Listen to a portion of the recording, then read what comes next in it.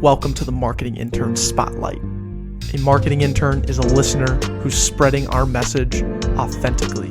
Hear their story, their passion, and their journey. Enjoy. Eli Ruffer, welcome to the Backpocket podcast. How you doing today? I'm doing great. Thank you for having me. Yeah, you're looking pretty swell, man. It's been a pleasure knowing you for I want to say when did we first Maybe meet? 5 or 6 months. 5 or 6 months. Yep. And Past then winter. just your growth.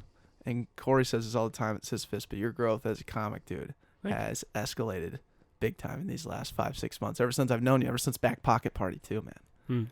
Mm-hmm. You crushed. Yep. So we were fortunate to have you play at our show this past February, which you crushed, and we had about like 70 people in here dying throughout the 4 people that were able to perform, including Declan, which was awesome. But we've gotten to know you. Declan's gotten to know you a little bit more than I have through the past 5 months, as we just mentioned. But our marketing interns, our listeners, don't know you. So if you could give us a little background about who you are, that would be awesome. I am Eli Ruffer. Grew up just outside of Chicago. Moved to Minnesota to go to Carleton College. Studied chemistry. Worked as a chemist for a year. While I would be doing things at my chemistry job, I would mostly just be writing comedy or like writing music. I'm also a musician. What do you play, by the way? I play, in my solo stuff, I'll play guitar and I'll sing. But when I play in bands, normally I'll play bass. Oh, rhythm guy. Yeah. You seem like a guy who's got some good rhythm. Thank you. Yeah. When I worked at New Balance in high school, my boss said that I had the personality of a bassist. Really? Well, he just said that I was kind of like a little bit more quiet, and he had noticed that bassists tend to be more quiet. What a New Balance provoked these thoughts for this guy. Oh yeah, no, New Balance was a shockingly influential part of my life. The 1 year I worked there for like 2 hours a night after school. It was a good time. So like, to be honest, I don't know if I've ever seen a New Balance store. Like I always see the Nike stores. They're franchises. Yeah, there's absolutely. one in St. Louis Park, right near Top Liquors. Okay. Was that the one you worked at? No, I worked at one in the Chicago area. Oh, okay. Okay. Oh, that's right. You are from the Chicago area. Yeah. What part again? It's called Highland Park. Okay. I'm from Mount Prospect. Oh, okay. Yep. Right. So Yeah. we're pretty close. New Balance North Shore for all your listeners. Dude, that's If you're a listener of this podcast and you're over 65, you might get a discount. I was actually thinking about getting New Balance shoes. They're making a comeback, kind of. I don't know. Do you guys get paid for this at all? From New Balance? Because we don't have to talk about New Balance too long, you know? New Balance is not a sponsor. Yeah. Okay. It's not a sponsor. But they're making great shoes, and I'm like considering buying. Yeah. God, this is a good ad for them. We should send this to them. I don't know. They don't pay us though. They're not sponsored, but they're making great shoes for 65 plus discounts as well. So Yeah. Or, 24 and former employee. that's great. So you're at this point where you're inspired to be a bassist by your New Balance employee, and you got that bug. Well, that's kind of chicken or the egg. Okay. Wow. I was definitely a bassist before New Balance. My boss at New Balance noticed that I shared a similar personality trait with a different employee of his who was a bassist, where we were both a little bit more quiet. But frankly, I think we might have just been more quiet because he was our boss, and I don't know what I'm going to say to my boss. That's true. That's a good point. So you just took it and ran with it, right? Yeah. Okay, I like that. Yeah. So you're sitting at wait, where were we at in the story? I'm trying to remember. Well, I was working as a chemist for the There first we go. year out of school. You were a chemist. Yep. I would set up an experiment, get on my computer, write comedy, read about music, write words, just ponder things, and then forget that I was at work for an hour, accidentally forget to change over the experiment or something. And it became very clear that the thing that I always wanted to do was comedy and music. So I figured out a way to kind of merge the two when I was at, the company was called AMT. I figured out a way to continue working there while still writing comedy, which was a newsletter that I publish every couple of weeks. And that was a way to stay interested. But I always wanted to go out and do open mics and be a stand-up comedian. So I finally quit and just kind of dedicated myself fully to it. I had a bit of money saved up, and then I got a part-time job. Nice. I guess that's my shtick. Right on. How long were you actually working at? Was that, you said ASM? AMT. AMT. How long were you working there? Just over a year. Okay. And then how long was the newsletter portion of you like trying to get into comedy? It must have been like a month or two. Yeah, and then it was really just I would wake up before work every morning, go to a coffee. Like I would wake up at like 6 a.m. or 5:30 or something.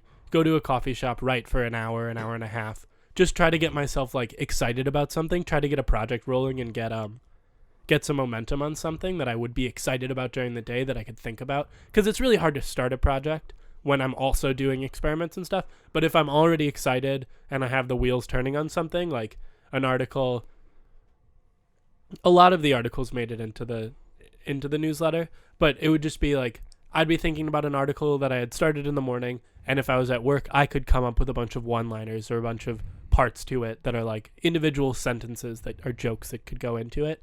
And then after work, I was having some problems with a roommate, so I didn't go home. I would just go to a coffee shop and keep writing. Wow. Versus you going to work and having to start those thoughts wasn't going to work out. Yeah. Yeah. It wasn't going to, and it got me so excited to like start something in the morning and have a thing that I was thinking about all day. Like, what can I do to make this funny? Mm-hmm. What are jokes that I can put into this? Yep. Nice. And were you hitting open mics at that point too? No. Oh. Yeah, I was waking up early enough, and I always felt like it was hard to like start going to open mics when I didn't have any friends in it yet. Because they're pretty lonely to sit there for like 2 hours waiting to go up. Yeah. And now that we've made a network of people, and like you can walk into a bar now and just know everybody and be like, have your pick of like who you hang out with that particular night, or you can bounce back and forth. But at that point I didn't know anybody, so it would be me going to a bar to hang out for 2 hours alone after having spent 8 hours at work all day alone. Mm-hmm. Only to stay up until like 11 because you're like the Right. last person on the open mic list. Exactly. So And then you go to bed at like midnight, and then you wake up at 5 again and do it.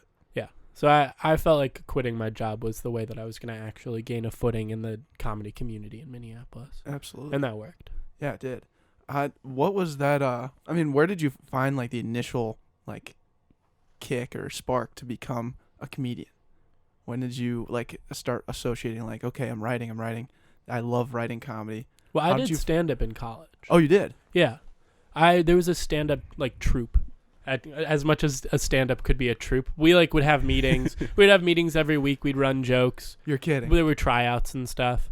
I started doing it my sophomore year. I walked up to somebody who was in the group in the dining hall right before tryouts, and I told him a joke that I had written, and he was like, "You should try out." And then No way. That's awesome. yeah, That's so cool. And so you just wanted to do it when you were sophomore in high school or in college? I had started keeping jokes in my phone senior year of high school. Okay. Dang. And why senior year? What was the like the what did you was it, you already I mentioned don't know. SNL a few times? Was that kind of like a spark or? I mean, I love SNL. Mm-hmm. I don't remember why I started keeping jokes. I think I always wanted to do stand-up, and I just started writing them down. That's freaking Actually, I know when the first time was that I wrote them down, because I know the first joke that I wrote down. It was I just wrote down horse jockey breeder joke, which is not a joke I've ever really told, because it's weird, and it's like the joke somebody writes before they know how to write a joke, I guess. But I remember thinking of it when I was in Kentucky senior year of high school, and we had just gone to a horse park. Because they have gorgeous horse parks in Kentucky. They do. Yeah. The Kentucky Derby is one of them, Exactly. which is, I think. I don't know if that's a horse park. No. But it's the event that is at a horse park. Yeah. I don't know which one. Do you guys? What's the name of the park of Kentucky? Canterbury, It's not Canterbury. Oh, that's the one here. That's the one Yeah. here. Churchill Downs. Churchill Downs. Yes. I'm getting Yeah. to see a producer in action right now. Yes, you Yeah. are. Thanks, Ty. Let's just welcome Ty in here. We got a new mic, which is kind of sick because he'll be able to just tell us now. Yeah. So I had to bring my own mic first of all to even be able to participate. So and we thank you for that. that's how into it I am. So I don't know the difference between a horse park and a race track. There is such a thing as Kentucky Horse Park, which is in Lexington. Yeah, that's where I was. Okay. I'll get back to you on the racetrack. Okay. I wrote my first joke at the Kentucky Horse Park. Nice. We should visit that sometime. You should just do an event Just there. an event there, yeah. I feel like I'd be outshone by the gorgeous horses. The inaugural Eli Ruffer horse park comedy store. Comedy. No, yeah, comedy open mic. It'd be an open mic. I think. Yeah. I think that's where we could get the most crowd, the biggest draw. Yeah. Welcoming all Ruffians, maybe. I think that's what you're. I Like. don't like that term. You don't. No. Oh, I'm trying to. What is it actually? There's like a. That's a bad thing, right? Ruffians. What is a A ruffian? roofie. Well, I know Mm. roofie's Yeah, one just- thing, but Those are like drugs. you could have like your own following could be your ruffians. Like how. Why not the ruffians? Oh, we can do that. Yeah, the ruffians. The ruffians would be better. It's your name. You can decide. I'm just throwing out ideas here. Yeah, okay? I don't really want to be associated with roofies. I think that's a valid That's fair. statement. Yeah, that's very a good fair. idea. Yeah. That's fair. Mm, Churchill Downs, for those of you. perfect. Okay, So we I were was right on right. that. Awesome. Thank Yeah. you. We're seasoned Kentucky Derby vets, is what I was Oh, getting at. cool. We won $660 on a. Oh, On you the are horse this actually year. betting Yeah, On a $10 bet. That was him. $600 on 10? yeah. It was- Did you watch the Kentucky Derby this year? No. The guy that won, or the horse that won, was 65 to 1 odds, which is if you place $1, you win $65. He put down $10. How did you pick that one? Did you pick any others? Yeah. So every year, on the back pocket, we do Kentucky Derby picks, which I don't know how we fell into that, but we've stayed consistent now for 3 years. Cool. And intern Sam, we put his salary on Kentucky Derby picks. We pay him $69 a quarter, and we put it all on horses. And so we went around the room and picked horses, and this horse came up, and we're like looking at the odds. And I was like, all right, Country House. Like, I think Country House is gonna win. And so when the race happened, some other horse won, but it bumped other horses. It was a mean horse. Oh, yeah. Yeah, not only this isn't a podcast for mean horses, to be honest. I'm not No. in on that. They wouldn't even have that much insightful things to say. No, thank you. And so that horse bumped another horse, and it got disqualified. The second place horse was Country House, Wow. 65 to 1 odds. Well, congratulations. Yeah, Mhm. It's ridiculous that you won $600 at the Kentucky Derby. Right? yeah, it was nuts. We didn't even know. We literally didn't. We We were watching. forgot who we bet on when the horse won, and then we looked at each other, and Deck goes, So I think I bet on is him. intern Sam pretty stoked? Did he get that money? He got his salary, and then Back. the rest got a salary back, and so then the you rest went into gamble the with his salary. Well, we put in our own money as well. He Okay. he chose to use his salary on his own horse bets. and he lost all of his bets. However, since Declan won, we paid him. We paid him. Okay. Yeah. You paid him the full 65 or just the 10? 69. 69. 69. Yeah. Yes. I actually think I gave How him could I have 70. forgotten that number? Yeah. But fast forward, you are now in the stage of your life when you've taken comedy full time. You quit the chemist job. You took it full time. What was the earliest progression of that? Like, what were you seeking out to do every day to make your footprint in comedy? Trying to write every day. At first, the newsletter was being published like every single week. I was trying to record an album of comedy songs, trying to merge those two. Well, I guess it started out as a normal album, and then it turned into an album of comedy songs. But yeah, making it out to open mics, starting to work on jokes, writing, spending full days in like coffee shops just writing, because I don't know why I didn't write at home, and it was also summer, so I guess I wasn't taking it too seriously. Yeah. You live in Uptown, right?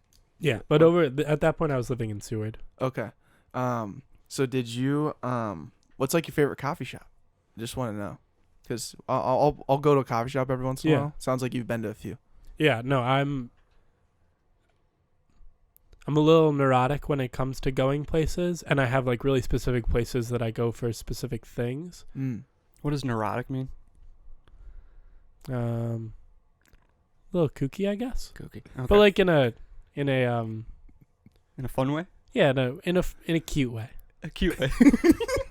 Yeah, in a self-described cute way. Okay. I like exploring the metro a lot, and so I'm not opposed to driving like an hour to go to a coffee shop and hang out for a day, or like to go to a park or something and sit there and read and write. But I love Canteen is probably my favorite, Okay. and that one's really close. But I also love like, I think it's called Angry Catfish is a place that I've gone a number of times. It just doesn't sound like the most like welcoming place For, Just by for the coffee. Well, it's a coffee shop, bike shop. Mm. name. Oh. Is that on the Greenway? Or- No. That's it. Yeah, I think I know what place you're thinking of. I like Penny's coffee. Oh, okay. But I like... There have been a couple times, for example, that the newsletter has been Yelp reviews. And I can Yes. picture the coffee shop on Minnehaha that I go to whenever I want to write parody Yelp reviews. And I don't know why, it's just like a spatial thing that I like to look out that window of that coffee shop. And I've done it in the past. Or like if I have to write a cover letter, I think I'll go to the same coffee shop each time. So how long were you writing? How many like articles or? Well, the crazy thing, I should just say it. You have a book now of Yeah. comedy. Which, where is that at? This is the coolest thing ever. You literally wrote a book of comedy. Mhm. And does that compile of all the newsletters, or does it have a lot of jokes of the newsletters that are? Yeah, it's perfectly transcribed from the newsletter. The only difference is the newsletter will always have a little introduction where I say like, "Hi, I'm Eli." Yeah. And I'll give like a little goofy introduction, or Yep. I'll say my upcoming shows, which are irrelevant in book form. But yeah, it's a carbon copy, except I learned how to use InDesign to make the book, and so it's a little bit differently laid out. Cool. Because Tiny Letter, which is the website I use for the newsletter, is really difficult to use formatting wise, and things don't ever end up looking the way that I thought they would look. Even when I like test the email, Yeah. they end up looking different than the test email. So for that, it was kind of fun to like to learn how to use InDesign and to like actually lay it out exactly how I wanted it. Right Yeah. on. Tiny email? Is that what you said? Tiny letter. Tiny letter. They're not a sponsor. I'm gonna go and confirm they stink. I think they stink. If they're Just not, like as a company, or yeah. If they're not giving you what you want, and from the test email to like the download, yeah. come on, they stink. In their defense, it is a free service. Okay. Yeah, but so is MailChimp, and you can easily write stuff on there, and it looks clean. We're Yeah. See, you know what? This podcast is just the wild west of companies that may get bashed or may get praised. And you know what? If we're gonna be buying and trading or talking about different companies, I'm telling you, MailChimp's a lot better. Okay. You might want to look into that. Mhm. But how long? So how long have you been running this newsletter for? Just under a year. I think it's coming up on the first one was published maybe late June. Okay. So this is just really cool because now we've kind of all put it together. You do comedy. Yep. You write a newsletter. Mm-hmm. You wrote a book on comedy. Mm-hmm.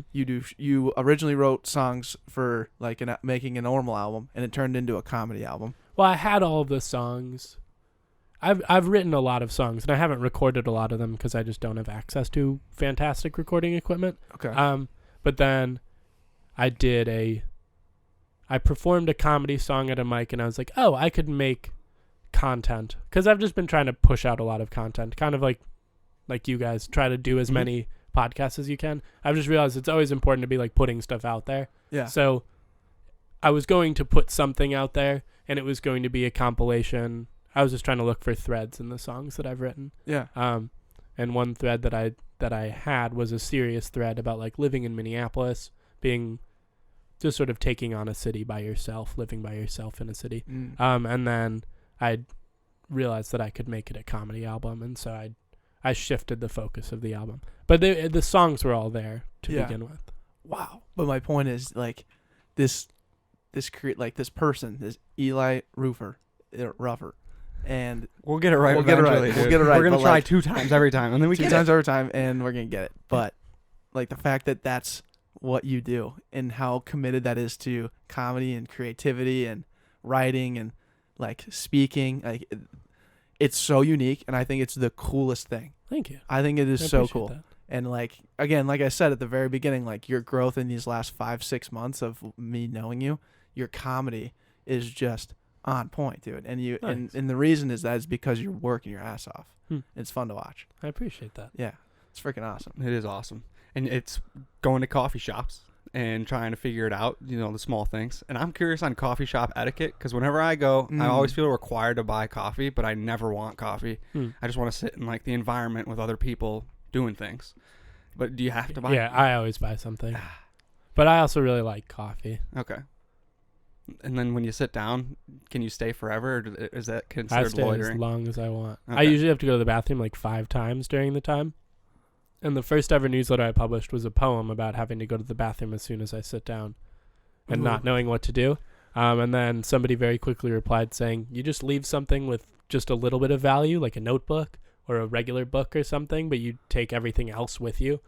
And the thing with a small amount of value will reserve your seat. Because I was always like, I can either pack up all my stuff and leave and then come back and hope that people know that I had already bought something, or I can just wait it out. Or the big risk is always just like leaving your laptop and Exactly. just leaving it there. That's typically what I did, and that I'm still alive, but In Minneapolis, I had somebody at Lynn Hall, which is another place that I really like. that place. Yeah, I've never met her before. We were just sitting at adjacent tables, and she starts to stand up, looks at me, and goes, "Can you watch my stuff?" mm-hmm.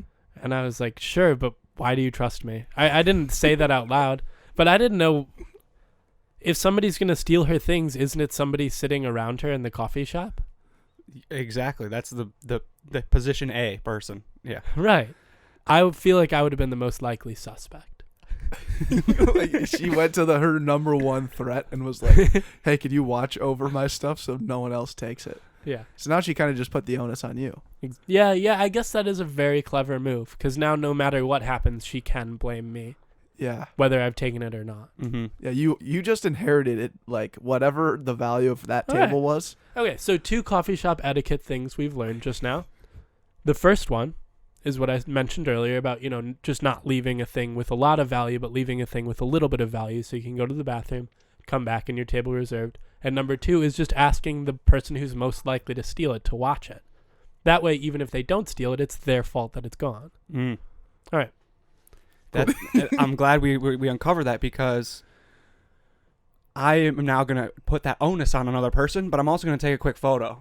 So then I got them for good, and I know exactly if like my pencil was taken, or my eraser was used Pencil? Or moved. They They may have looked It at wasn't it. the wind, dude. It wasn't the air conditioning unit above. Although, in their defense, you've only asked them to watch it. You haven't asked them to make sure nobody touches it. Ooh. Yeah. You got to understand, like, if you're going to ask someone to watch your stuff, you really have to be clear on the objectives and the expectations that you have for this person. The intangibles. The intangibles, and they need to own up to that, Mm-hmm. I would say when you take the picture, I would actually take the picture with them in it, so that you now know That's my what that point. person Yeah. looks.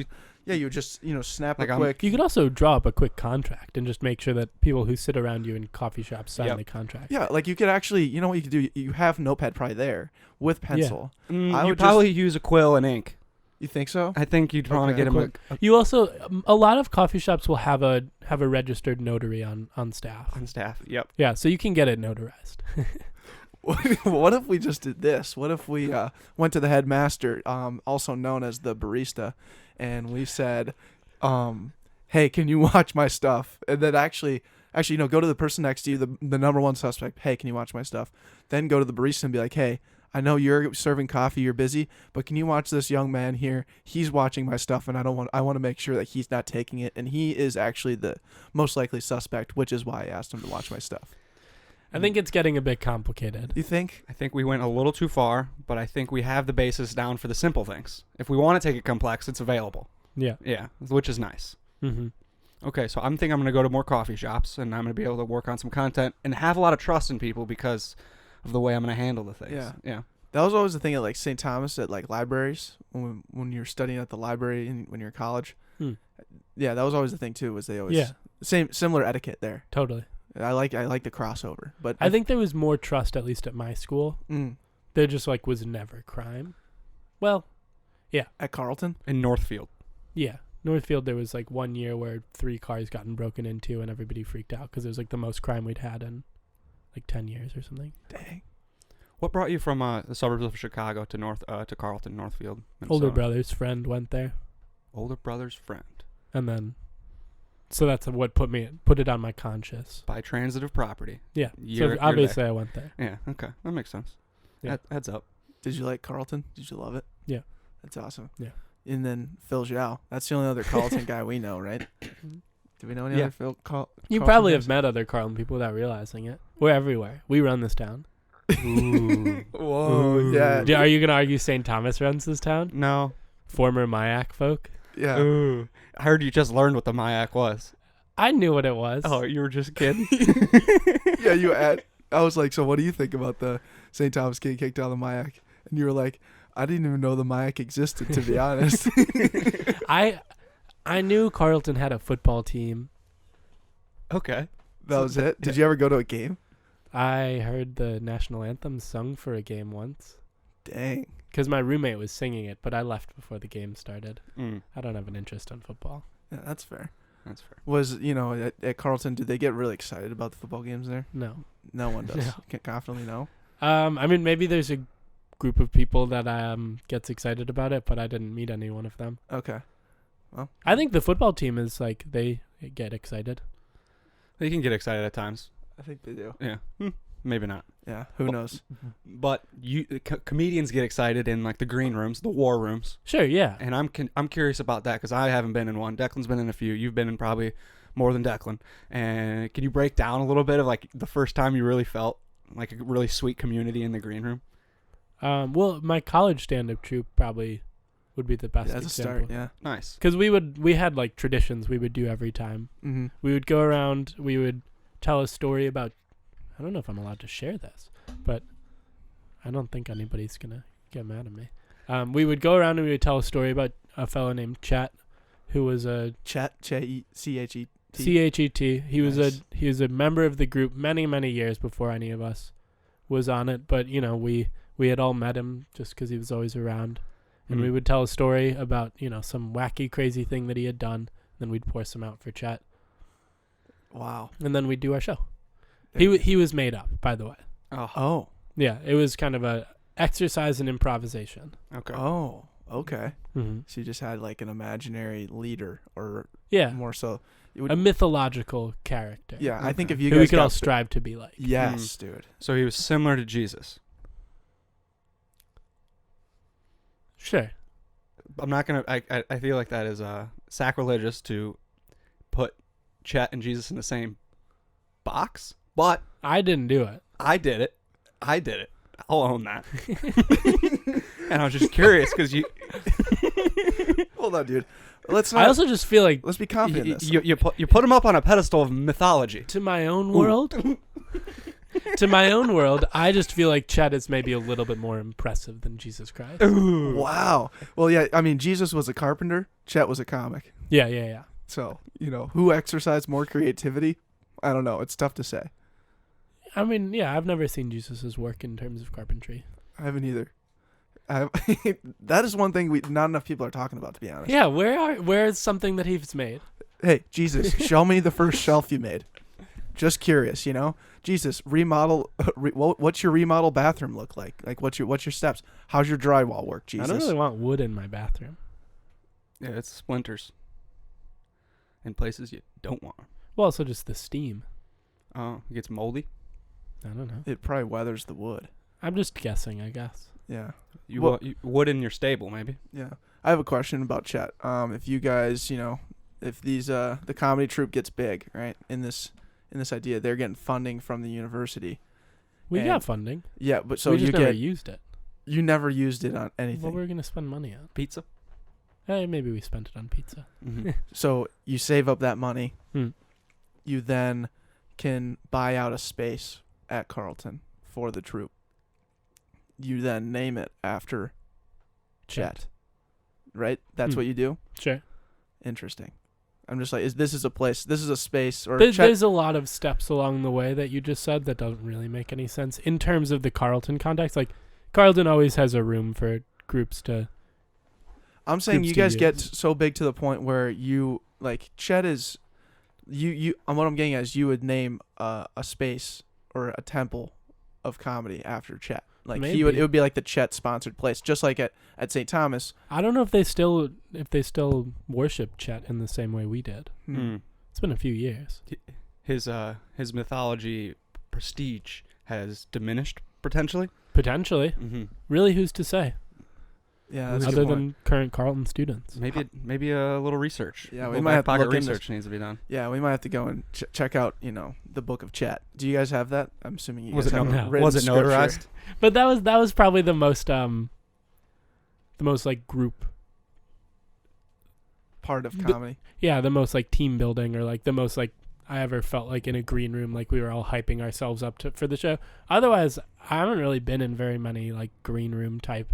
There was like one, the one I can think of is at the Tilted Tiki in Stillwater. But a lot of the comics showed up late, and I didn't really know, and most of the comics before it started. It was nice, and we got to chatting, and they were all super nice, and I liked talking to them, and like we cheered each other on, but it wasn't the same as like us hyping each other. It wasn't like, you know, the documentary about the aristocrats? No. It's a documentary about a joke that Gilbert Gottfried once told it at a roast right after 9/11 because he lost the crowd with a kind of distasteful 9/11 joke, and he was like, I might as well go all in with this aristocrats joke. But there's a documentary on Netflix about how it's just this joke that comics tell to each other backstage to try to exercise their creativity, try to get each other to laugh and hype up for a show. It's a really disgusting joke, but I feel like maybe that documentary is what would make people think that there's some sort of hype, and I haven't personally experienced it yet, but maybe one day I will once I go on tour. What is cool though, like go on tour. Love that. Yeah, you got to go on tour. Plugged. I think what is cool though is that you, like you said earlier, like you can pretty much go into any like brewery that's doing a stand-up that you've been there before, and you're just gonna be in that train of all the other comics that are doing that, and you can walk into pretty much any space now and know half the people. It's unless really there's a decent crowd. So almost always half the people at least. Yeah, there you go. It's fun to like actually. I love doing those open mics. Actually, the more I've done it, the more I actually really enjoy. Exactly. Going to tell jokes to just other comics. It's kind of fun. Yeah. Granted, you definitely want to perform in front of like at least a crowd of 60 people who don't even know you. That's like great. But I've learned to love the shitty open mics. I wouldn't want to perform in front of a crowd of 60 people if I hadn't performed enough times in front of a crowd of 3 people. Yep. I've started to realize how helpful it is to just have done the same jokes every night of a week before. Like I was going to do a show and I kept thinking to myself, I'm sick of all the jokes that I keep doing. I've done them a million times, but I'm too nervous to tell new stuff because I feel like I haven't practiced it in front of people enough. So there's that fine line of between continuing to try jokes that you've done too many times to trying another joke to see if it's working. Yeah, that's tough. And that is, I'm not going to put words in your mouth, but here comes a question we ask all our guests. Your average quality, something you do well at times and other times not so well. Oh, this is the one that I haven't come up with a decent response Eli, for yet. What is your average quality? And I might have just led you into something potentially. I guess my sweet tooth. Ooh. Whoa. Are you a cavity guy? No. I mean, I did when I was little, but I think it was because of acid reflux. Interesting. I just love cookies. Chocolate chip? Yes. You just mess them up all the time? Yeah. So Sweet Martha's is like when you go out to the state fair, is that like your it's like the best time of your life, or? Yeah. Well, especially, what did we do? We brought a plastic bag to make sure that we could take home any extras, and we always do the Sweet Martha's and then the bottomless cup of milk. Yeah.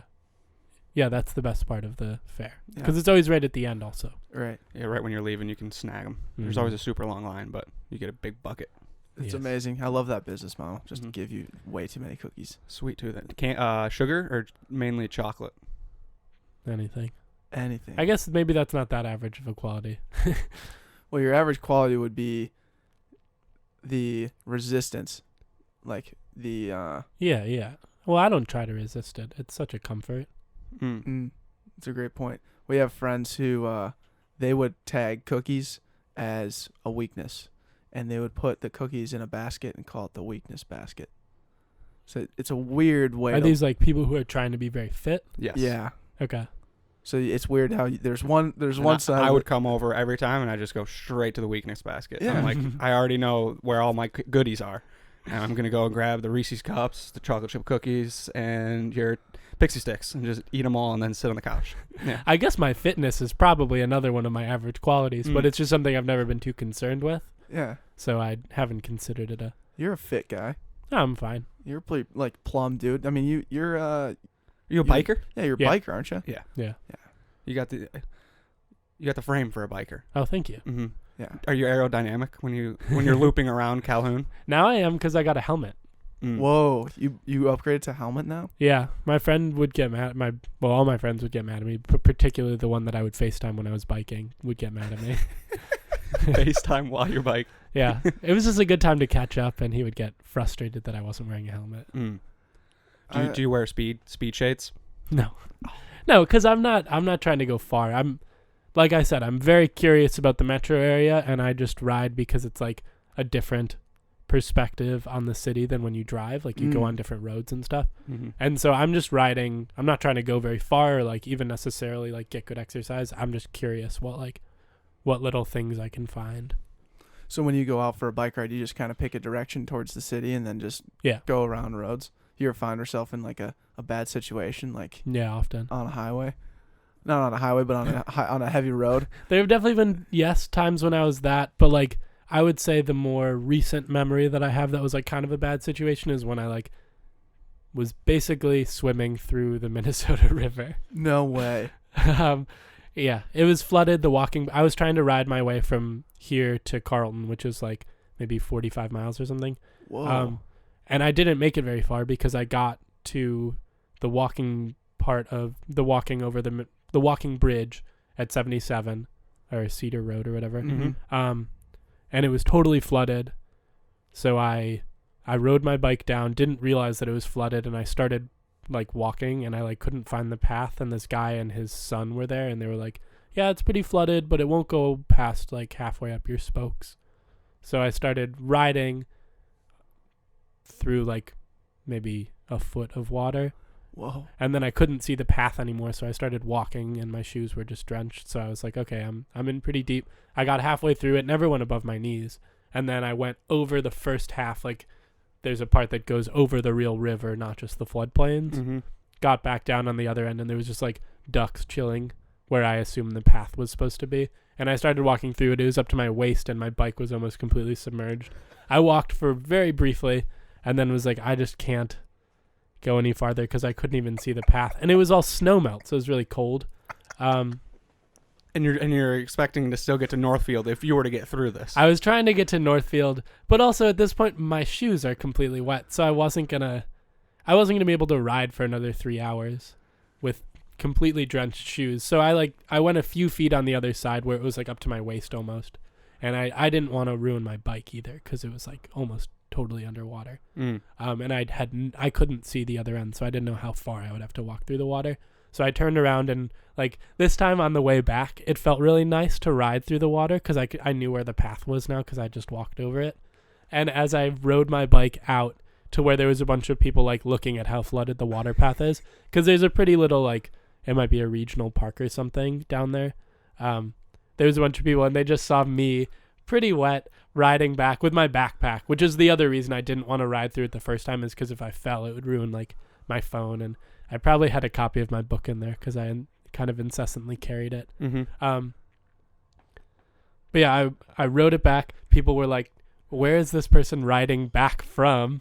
Because I was just riding out from the river basically, which I felt really cool because it was like a mom and like 3 of her kids.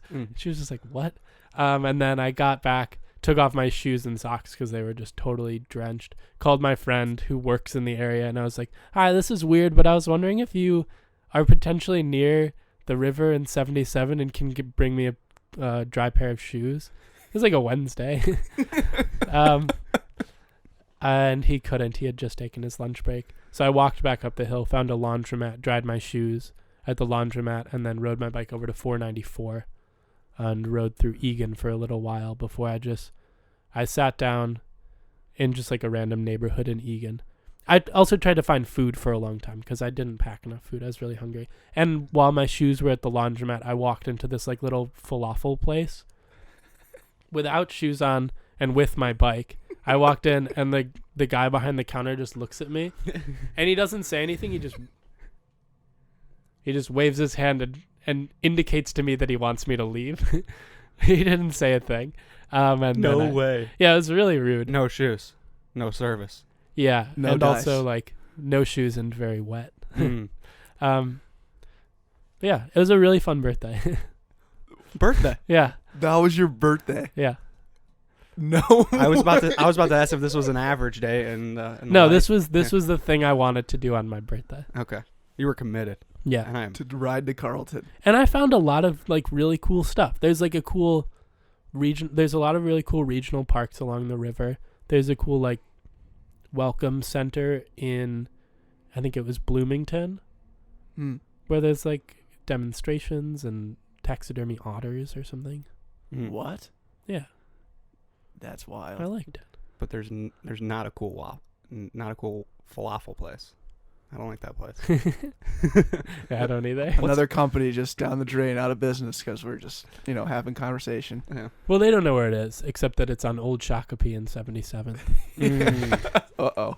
I don't know where that is, so, someone's going to figure that out, though. Absolutely. Someone's going to figure that out. With the, a place you should check out, which I haven't been there personally, but I've heard it's great. They have putt-putt on the top of the walker. Do you know that? No, that sounds awesome. And it's all like... We just booked it in our calendar. Yeah, which we're gonna have to reschedule because it's during an interview.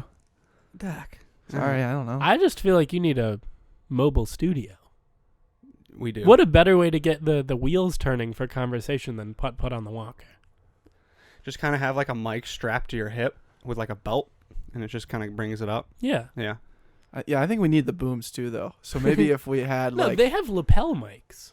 Oh yeah. yeah, I feel like it'd be cooler if it like we still had these You had a mics. full-on studio. Yeah. If we had, if Andrew had someone to carry, like it was just had it mounted to him, like I don't know, if some guy just like was able to hold the mic, and then I had someone do that for me, and they just followed us around. I think that would be fun. I think that there's something there.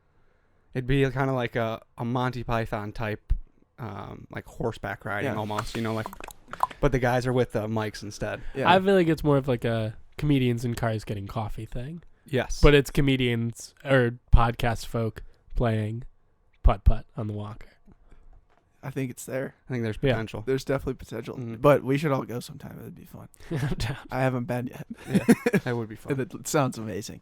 Mm-hmm. But do we? Oh yeah. So that was your average quality. But Yeah. now we have something called What's just in your back what's pocket? in your back pocket. And this is something we let into you earlier. It's something you carry around in your back pocket when pressure becomes stress, anxiety's rising, and Eli pulls this out to overcome the tough situations. So what's in your back pocket? A nap? A nap. No, not actually. But that is what I do when I get too anxious, is like, I go to sleep. Just on command. Just Eli passed no. out. On him. Just, I'm anxious, close the eyes. No.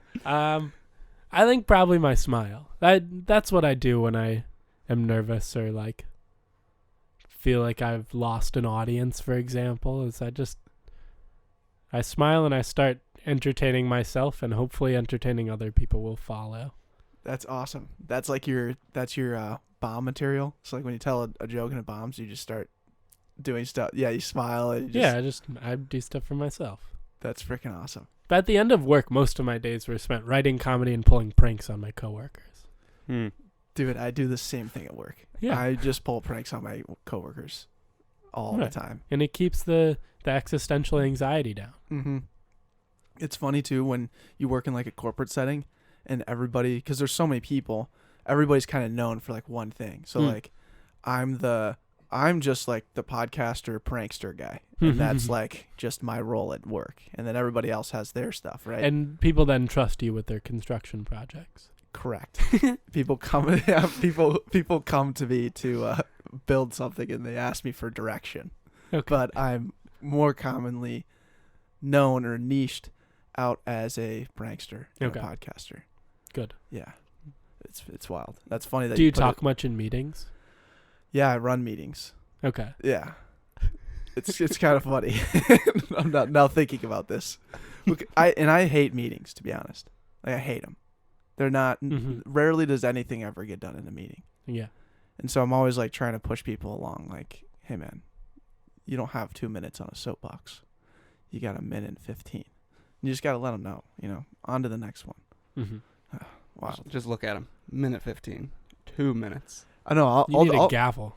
Yeah. I do need a gavel. I was also thinking of just like a really loud like alarm clock or stopwatch type thing, so I could just like hit it.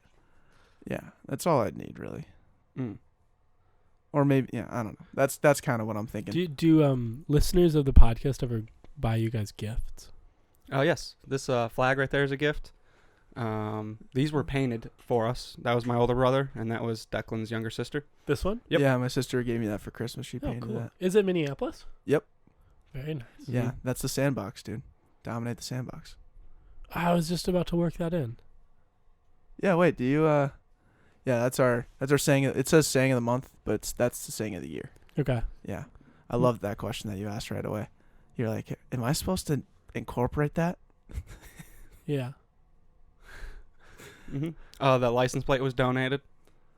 Well, I guess the reason I'm asking if you guys ever get gifts is that I feel like Declan has just indicated to everybody that he would like an alarm clock that is very loud that he can torment his coworkers with. He has. I'm not trying to put words in his mouth, and I'm not trying to get anybody, to get him something. I just want to put it out there. He did make some heavy indications, like he wanted just a handed present, like just offer to him, like give it to me. I think almost. it's a bit greedy of him to be like so forthright about things that he wants on the podcast. But again, I've only listened to a couple of them, I've really liked them. I haven't seen him do this in the past. As his co-host, he has gotten a little bit overconfident for asking for things. Got it. Yeah. He kind of is taking his power and his position for granted. These days. And it's escalated. Dude, you've changed.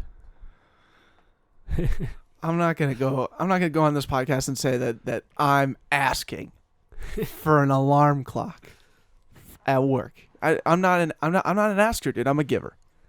Simple as that. I don't know. I don't know what you guys are talking about. I'm not on board with what you're saying, to be honest. Let's look back at the tape and maybe time will tell. Yeah. I do really need to sometimes I really just got to sit down and reflect and be like, man, am I being selfish here? Am I using this platform to just get things for myself? Why is there a hammer under the table? That's just in case. Just in case, dude. Sometimes people bring gifts over and you just got to nail them to the wall. Got it. And that's what we did. That's what we did. Mm-hmm. And we always keep it there for safe measures. Is that scary that you just found a hammer under the table? No, I just presumed it. I feel like you've curated this environment pretty meticulously. Mm-hmm. I feel like everything that is out because it was chosen to be out. And the hammer is the only thing that I couldn't quite place a purpose for, especially because it's hidden. It's not meant to be seen by the viewers, but it's clearly meant to be seen by the guest. Which makes me wonder if it's specifically a threat. It's I think it's shifted towards our side of the table. Like the table's in the middle of the room. Yeah, because who needs to grab it more quickly? Yeah. It's just far enough on my side so I can see it. Correct. But not far enough so I can grab it before you. Yes. It's definitely meant to be noticed. Okay. And that's meticulous. Yeah, so for you guys, there's a hammer under the table that they can grab more quickly than me, but I can see. I'm not going to piss them off.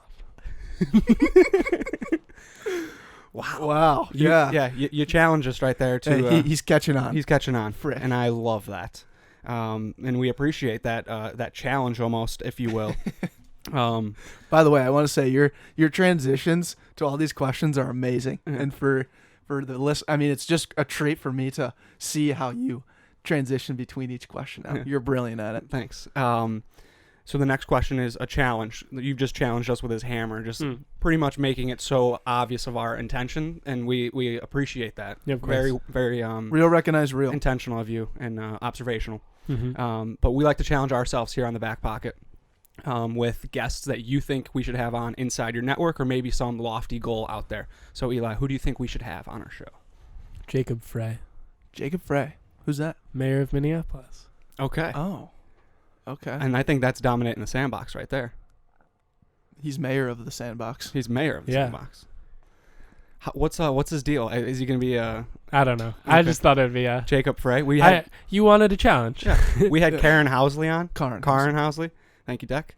And she's a state senator of Okay. Lower St. Paul all the way up to Stillwater. Oh, cool. District 39, if you're familiar. I think there's a couple regional parks in there. Okay. Yeah. Mhm. She actually started a regional park. She talks about it on the podcast. Yeah. Really? Yeah. Which park? Mm. You said Lower St. Paul? No, it's like Stillwater and something. I swear Yeah. it goes all the way down to Like I have no idea actually. It's a big area. That's why I said District 39 for the people who know their districts. We had her on our podcast, and I struggled to realize what. I'm just not a political brain guy, so when she was going through that stuff, it was kind of. Yeah. So here's. Well, I think I maybe have a map pretty handy right now. Oh, you do? I think so. We could have a look. Yeah. Let's take a look. Oh, he's got a map handy. It doesn't say the districts. No, it's doesn't? too. Do you think it's a little? Yeah. Do you think it's a little macro, that map? Yeah, it's a bit. It's not quite Minnesota specific. If we were to get maybe like a giant touch screen that was looking like that, and we could zoom in, That would be ideal. very helpful Yeah. if we were somehow able to have an iPad or something of the sort that was that big. Yeah, Kind of like ESPN has, Yeah. with their stupid like, oh, here's But who's it was going to just get a drafted. map. And like we rarely go to it, but when we do, it just blows people away. Yeah, like if we were able to just, have that same map look, but it was a touchscreen is what you're saying. Yes, That would be awesome. and you just had to like scream at it, like, "Hey, Matt, go to Lower St. Paul or District 39, Minnesota," and it would just zoom in, and then You know, like they have that on like election coverage. yeah, And all of a sudden we're a political podcast. yeah, and we're covering all the runnings. And we're covering the election and just like, all right, District 38 just got their final vote in. Let's see how they're looking.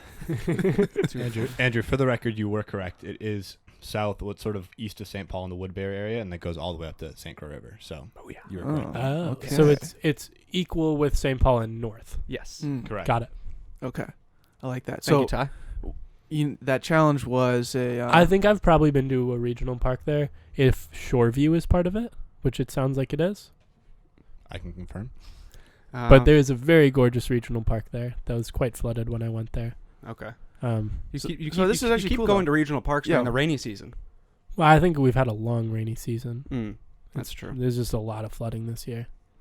It's unfortunate, but it's unfortunate for you, kind of. But it's also made you. It was probably Yeah. one of the best birthdays you had. No, this was not on my birthday. Okay. I also just have a lot of free time, and sometimes I have trouble getting motivated to actually write comedy, so I spend time outside. I like Gotcha. that, dude. Yeah. I think that's kind of cool though, because we're all not from Minnesota, but we're operating in the space of just trying to learn more about the area. And so I do that same kind of thing where I go and Yeah. ride my bike around the entire city, Yeah. and it's just so cool. Or I go and go on runs around like different areas, and I use that as my way to like orientate myself a little bit better Yeah. in the space. It's fun. And to connect the dots. Because when you Yes. drive, you just get all these little dots, and then when you bike, you get to connect them and see like the avenues with which. Right. Yep. Like we've always said on this podcast, there's 3 ways to navigate. You got Google, you got Waze, and you got your own navigation. You got your own navigation. You can just You you're got the in North Star. Yeah. Is you pronouncing it Waze a joke? No. No. I want to go back to your question about a challenge of a guest to have. Yes. Because I'm curious what... I don't really know what qualities. Like, somebody that I love watching interviews with, because I feel like he's kind of the voice that I strive to be like, or like, he just seems like he's at the forefront of the artistic movement that I'm trying to join. And Is a band, the frontman for the band Car Seat Headrest, Will Toledo. okay. Okay. But he's like a pretty famous nationally touring musician. Okay. But like he's somebody that I would love to sit down and have a conversation with, and I guess by that criteria, I would love for you to sit down and have a conversation with him. Yes. Um, Will Toledo, and is he? I'm guessing he's not in Minnesota. no, Okay. But would he ever tour through here? yeah, he played here in the last year. And is played he at like First a Ave. First Ave guy? Okay. Yeah, he headlined First Ave. Well, next time he sweet. comes through, you can bet your bottom dollar that we will be in his DM box. We'll be in his little box. Like he'll get a ding, and then it'll be in his box, and it'll just say the Backpocket. You gotta get Lizzo. Lizzo would be sick. Dude, I've heard that song so many times now. Which song? Her main song, Lizzo's main She has song. a lot of main songs. She does. See, I never even heard of Lizzo until her most recent song that came out. The Missy Elliott one or the Um, Boys or Pull up the #1 song. Search Lizzo on Spotify and pull up the #1. It's that one. It's I work out to it all the time. all right. It's Truth great. hurts. Dun, dun, dun, top dun, one. dun, dun, How does it go? I Why don't- men great till they gotta be great. Yeah, that one. Yeah, that's Truth Hurts. Yeah. Truth Hurts. Awesome. Yes, dude. I love this song. We get copyright claimed, but It's all right. This song. You've heard this, Adrian. Is she a Minnesota girl? Yeah. Okay. Wait, she is? She's from Atlanta, but she is based in Minnesota now. Okay. No shit. Yeah. Interesting. We'll have her on. But you just challenged us with 3 people, and I am accepted a But challenge. the Jacob Frey one was mostly a joke. Well, no, you know how. that's actually awesome. No, that's Hey, you hilarious. should get the freaking mayor of Minneapolis. Yeah, Yeah, that's- it'd be that'd sick. sweet. Mayor of the Sandbox. Challenge accepted Challenge across the board. Yeah, Mm-hmm. we'll get him on. Hmm. What's funny though is like Andrew had said earlier, like we're not political guys at all, Mm-hmm. and we just have conversations with people, and people like when we had Karen Housley on, we literally just talked to her about her life and the bill she had just recently passed. Mm-hmm. But we don't know anything about politics, so we just had it was Did funny she- to have just a conversation with a politician. Did she seem satisfied afterwards with the conversation? Oh, yeah. very much so. Cool. Very much. She's an awesome person. Cool. But we've hammered you with questions now for a good hour. And we Hammered, wanna- literally. hammered. Metaphorically and potentially, literally. Uh-huh. If you slip up, If you slip up, yeah. you haven't so far, but Continue. But we've hammered you with questions, so we would love to give you the opportunity to ask us a question. Are you guys quick on your feet? Yes. Maybe. Declan? Allegedly. I'm ready. I just asked a question. Oh, are we quick on? That was it. Mm. I thought that was a preemptive question for the next question. No. We're getting better at being quick on our feet. There was one thing that we did the other day that I was like, that was probably the most impressive, like quick on our feet thing we've ever done in terms of an entertainment. So, we run a back-end show, which is just Andrew and I, and either like a producer, which is one of our friends, or Ty or Sam, and we'll talk about something, and then we'll like get into a bit about it, and then the bit can last like a minute, or it can last like this most recent one we did on. A day. It can last 24 hours, dude. Mm-hmm. 2 And weeks. It is insane. But yeah, we're starting to like vibe on like making little like 2.5 minute bits. Like we did one on chiropractic the other day, and it was just us having a conversation and just like building a stupid joke. It was actually really fun. Mm-hmm. So quick on your feet. Yeah. Getting better We're at trying it. to be. We're trying to be. It's And- fun. Yeah. I mean, I don't know if you probably picked up on it. We were trying to be quick on our feet throughout this podcast. Oh, yeah. With the new balance to coffee Yeah, shops. I guess I was more asking in like a physical sense. Mm. Oh, I was kind of more Oh. asking with regards to the hammer. Like if I made a quick dart for it, would you guys beat me to it or? Yes. Okay. Eli, are you aware Of? our athletic background? D3. I mean, I know that you went to St. Thomas. Well, that's one thing. 6,600 people go to St. Thomas. 6,000. How much people? 6,600. Okay. Mm. 6,000 people go to St. Thomas. And they're all athletic. No. And that's a point. I was 6th string defensive D3 outside linebacker. You don't think I could grab that hammer before you could?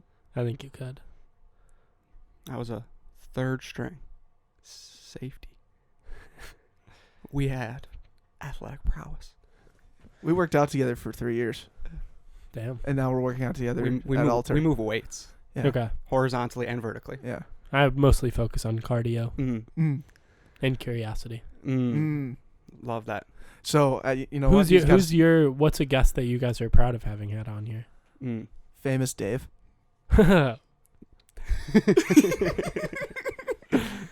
The coolest part about that was I literally got to ask him if he was the most famous Dave he knew. Ever. Out of all the Daves in the world that's ever existed. And I asked him why he named it Famous Dave, because when I always saw the place before I met the guy, I was like, what asshole just names the place Famous Dave's? Like, he thinks he's famous, you know? Well, he probably started out with one restaurant. He did, yeah. It was Diamond Dave. But Oh. it was copyrighted. Yeah, that was like a brothel or something in Iowa, and the guy actual Diamond Dave wanted to sue this Dave, and then Dave was like, "Oh, I'll just make a Famous Dave's barbecue or something." No, it's supposed to be Dave of Famous or something. Dave's Famous Barbecue. Where was the first Famous Dave's? Hayward, Wisconsin. Oh. which is like a town of 2,000 people. Yeah, it's where the Camp North Star is, right? Okay. I I'm don't not know. sure. We'd have no idea. We Yeah, never we touched don't. on that with him. Yeah, because there's all my high school friends went to camp there. Mm. Oh. I think. Okay. Okay. Right on. We're not going to quote you on that. Don't- Don't worry. I mean, I'm recorded saying it. Yeah. Yeah, you're quoted. Yeah, you just Okay. got blasted off to Yeah. potentially millions, Yeah. depending on how this goes. So tell me about the book. Dude, I'll be honest. This book is freaking awesome. It's my nighttime read, and it's hard to go to bed, to be honest. Oh, thank you. Yeah, you dig into this thing, and you start to see the Yelp reviews of the raccoons. Mm. And Written by raccoon. written by raccoons on different trash cans around the area. And you read that, and you're like, I can't go to bed after this because I'm just going to be dreaming about raccoons. It's amazing. But man. raccoons can be cute. They can be very cute. Where can people find this book? They are carried in my backpack, and I can't remember the name of the bookstore in Northeast that agreed to take 2 copies. I think it's Eat My Words bookstore. Eat my words. And there's 2 copies there, so get them quick. If they haven't already been sold, which potentially they may have. They sold 2 already, and Mm. then I dropped 2 more off. Attaboy. There you go. That's the hustler mentality. Yeah. Mm-hmm. All right, so you got to find Eli while he's riding his bike, wandering throughout the Twin Cities, potentially at a regional park. And when you do, he will have a book for you. Yeah. And My grandma told me that a lot of the times she doesn't understand the jokes. okay,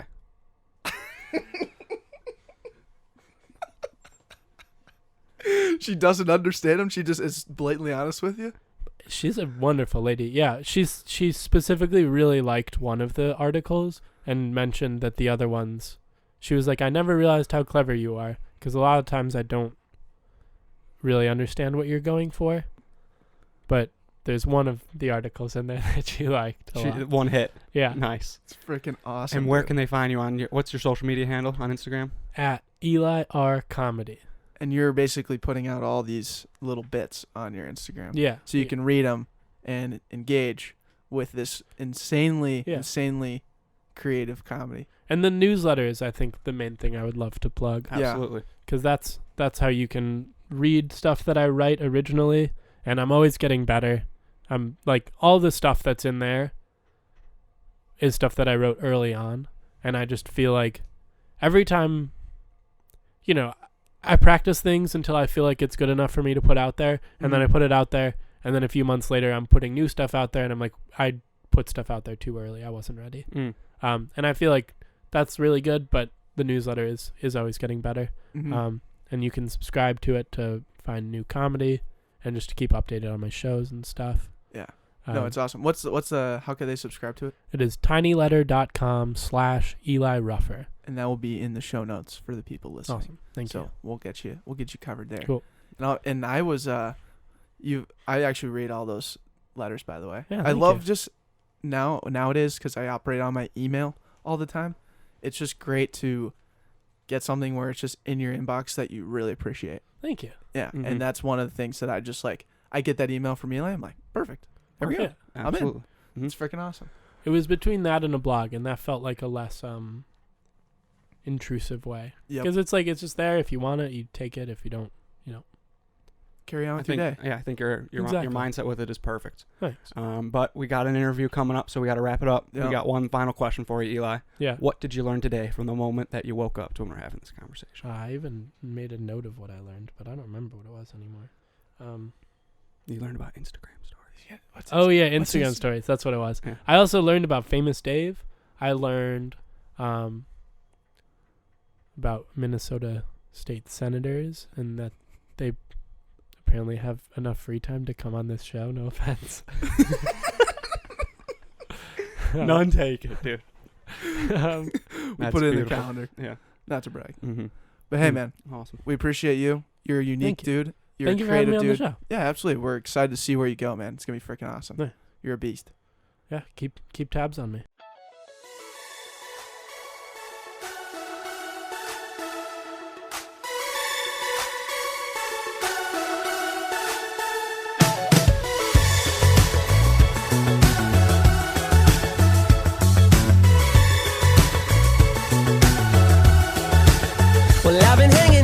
West Coast in my heart, right where I'm meant to from the start. It's so much warmer than the secrets you've been holding in. And don't you look at me sideways with those